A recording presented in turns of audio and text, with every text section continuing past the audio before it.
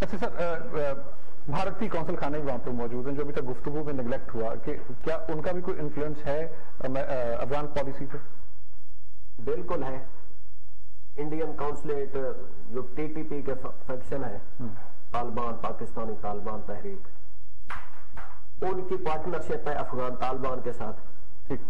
پھر ان میں تھوڑا سا ایک مختلف ایک گروہ ہے داعش، لیکن تینوں ایک ہی ہیں. ٹی ٹی پی ہو گیا، افغان طالبان ہو گئے، داعش ہو گئے. ان کا ایجنڈا ایک ہے. Originated from Afghanistan?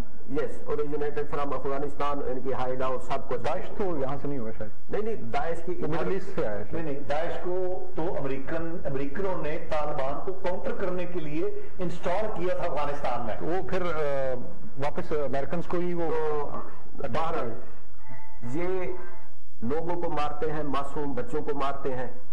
یہ چیک پوسٹ پہ کھڑے ہوئے اس فوجی کو بھی مار دیں گے، یہ مارکیٹ میں جا کے بھی پھٹ جائیں گے. انہوں نے مرنے مارنے میں کوئی تمیز نہیں رکھی. بالکل ٹھیک. یہی کہ ادھر سے اٹھی ہوئی یہ قوتیں تھیں جنہوں نے پاکستان میں یہ پچھلے 10 سالوں میں 70,000 کوئی شہری محفوظ نہیں. ٹھیک نہیں، یہ شہریوں کو وہ نشانہ بنا سکتے، چرچ کو نشانہ بنائیں گے، مسجد کو نشانہ بنائیں گے، اور کچھ نہیں، اپنے گروہوں میں پھٹ جائیں گے. ان کا یہ ہے دہشت، بربریت. اور اس کے دیکھیں، ہم اسے کہتے ہیں افغانستان میں فتح. یار یہ فتح ہے کہ ادھر بچے بھیک مانگتے پھر رہے ہوتے ہیں.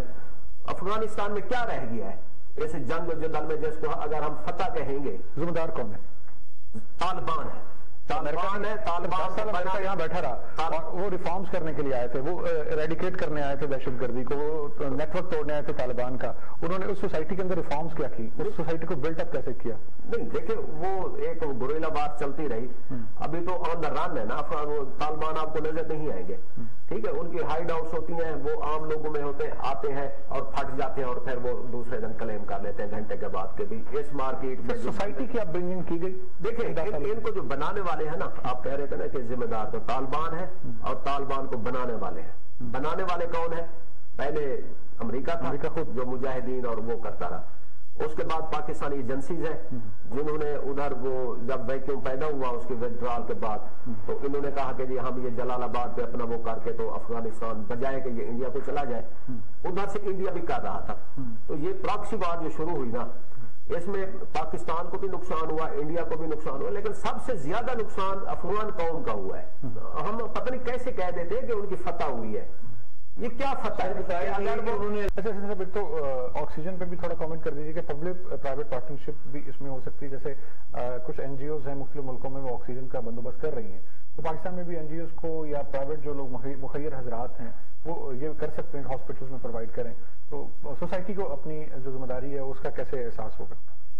دیکھیں، ہم ہر چیز کو حکومت کی ناکامی پہ ڈالتے ہیں.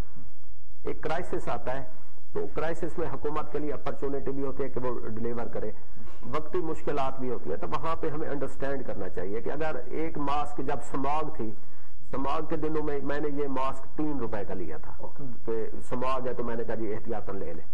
جب کورونا آیا اور پتہ چلا کہ جی یہ ماسک تو بہت ضروری ہے، تو باقی وہ 30 روپے کا بھی ہوا، 50 کا بھی تھا، اور بعض اوقات ملتا بھی نہیں تھا.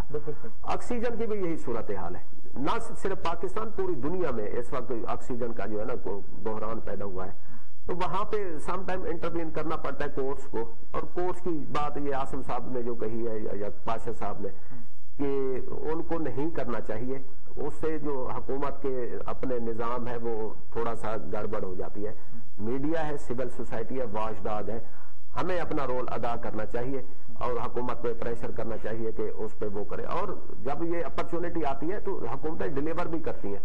اب جب وہ کرونا آیا تھا تو شروع میں ہمارے پاس پتہ چلا یہ 3000 وینٹیلیٹر ہے پورے ملک میں، اور وہ اس وقت کی جو میڈیکل نیڈز تھی اس کے مطابق بالکل ٹھیک تھے. وینٹیلیٹر ایک بہت کریٹیکل سٹیج پہ جا کے جانا پڑتا ہے، آئی سی یوز میں اور مرنے کے لیے.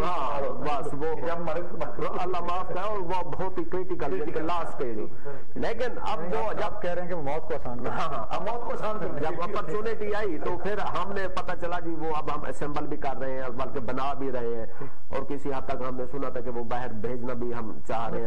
اس طرح وہ ہو گیا. تو آکسیجن کا بھی یہ بحران ہے، اور اس میں آپ کی بات ٹھیک ہے کہ پبلک پرائیویٹ پارٹنرشپ بھی ہو سکتے ہیں. لیکن اس میں جو ہے نا یہ بھارت میں مسلمان ایک مذہبی جماعت نے وہاں پہ آکسیجن پلانٹ لگایا ताकि भारत की जो नीड है वो पूरी हो, तो क्या पाकिस्तान में भी ऐसा नहीं हो सकता? नहीं, पाकिस्तान में ऐसा हो सकता है। और इंडिया में जहाँ पे ये बात आपने बहुत अच्छी मिसाल दी कि एक वक्त था जब कह रहे थे जी ये मुसलमान ऐसे सब्जी नहीं लेनी, ऐसे कपड़ा नहीं लेना, अब ऑक्सीजन तो लेंगे ना। और वो अब वही ये उन लीडर्स के मुंह पे तमाचा था कि जब आप कम्युनल वो हेट्रेड फैलाएंगे तो उसके नतायज वो होते हैं, लेकिन मुसलमानों ने इसका बहुत खूबसूरती से जवाब। सोसाइटी इंटरडिपेंडेंट होती है, आप आइसोलेट नहीं रह सकते एक सोसाइटी के अंदर रहते हुए। अच्छा सर, लाहौर में मास्क की ताकीद करने पर शहरियों ने पुलिस एहलकार पर तशद्दुद कर दी, ये क्या रवैया है? ये तो काबिल मुजम्मत है। और ये हुकूमत ने हालांकि वो फौज को भी वो पुलिस अपनी क्रेडिबिलिटी नहीं कायम कर सकी एसओपीज पर अमल दरामद कराने के हवाले। नहीं, पुलिस को इफेक्टिवली जहां तक मैं समझता हूँ इस्तेमाल नहीं किया गया। वो उनको रखा गया था कि वो मार्केट्स को बंद करें। तो पहला जो लॉकडाउन हुआ था पिछली फर्स्ट वेव में, उस वक्त उन्होंने करके दिखाया था और लॉकडाउन हो गया था। तो दूसरी वेव में जो हुकूमत है वो भी जरा थोड़ी सी नीम दिल्ली का मुजाहरा कर रही थी, तो इस वजह से वो पुलिस को अपना पूरी तरह मौका नहीं मिला, फिर वो फौज को बुला लिया गया। लेकिन पुलिस डिलीवर कर सकती है हमें। और आपको पाशा साहब याद होगा, आसिम साहब, कि जब फर्स्ट वेव थी तो यही पुलिस थी, थोड़ी सी रिपोर्ट आती थी कि जी फिलहाल का कोरोना पॉजिटिव हुआ है, फौरन पुलिस पहुंचती थी, उनको सील करती थी। और एक दफा एक आदमी का पॉजिटिव रिपोर्ट आई, वो भागा, उसने ऑनलाइन टिकट बुक कराई बस पे और पुलिस ने उसको ट्रेस किया, मोटरवे पे वो बस रोकी, उसको आराम से उतारा। और सोसाइटी भी कॉपरेट कर रही थी।